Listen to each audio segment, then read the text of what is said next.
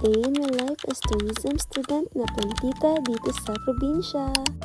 Habang nakaupo nga ako dito sa labas ng aming bahay, naisipan kong, what if? Gumawa ako ng mini garden dito sa tapat ng aming bahay kasi bakit naman hindi? Uy, ba't naman nangaaway? So ayun na nga, dahil tinamaan tayo ng kasipagan, here's the before of our mini garden project. As you can see, marami pang damo at tanim, pero abangan niyo ang transition ng ating mini garden, kaya simulan natin to. Let's go!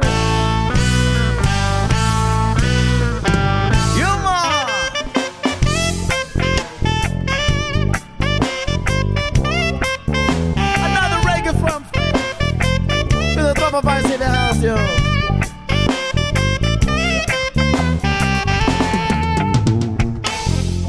People say that I'm a fool.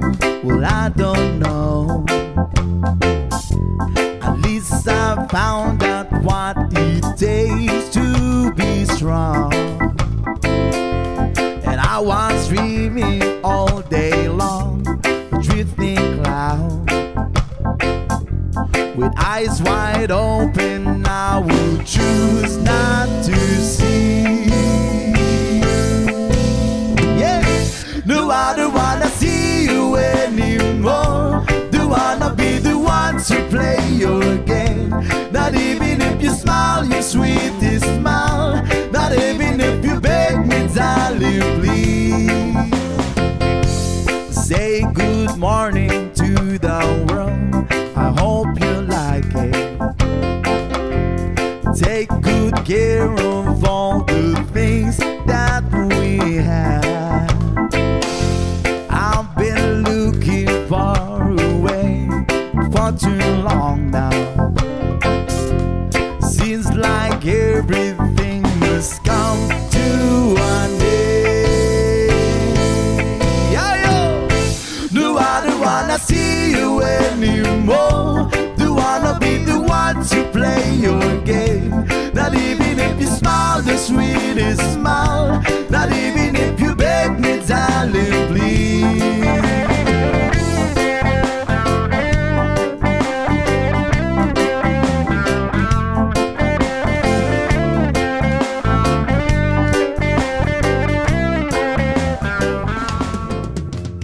Kung makikita nyo, nakitulong na nga yung dalawang kapatid ko. No? Grabe pala yung tawa ko dito kasi alam nyo yung kapatid ko nasa likod. Kumakain yan siya kanina ng rambutan. Tapos yung buto ng rambutan, itatanim niya daw. Kaya ayan, bungkal ng bungkal siya dyan ng lupa. Para bang tutubo talaga yung rambutan niya dyan. Matagal na palang nakatanim dito yung kamote namin. Kaya habang nagdadamo kami, sumasabit yung mismong kamote nito. Kaya naman napag-desisyon na namin kunin na lang mismo yung mga laman nito at tatanim na lang ng bago. Habang nagbibideo ko dito, hindi pa ako naka-upload. May basher na ako dito. Ayan sila. Dahil nga tapos na siyang magtanim ng kanyang rambutan, tumulong na rin siya sa amin na maghukay ng laman ng kamote. At tuwang-tuwa nga siya kapag may nakikita siyang malaki. So, by the way, ito na pala yung outcome ng ating day 1.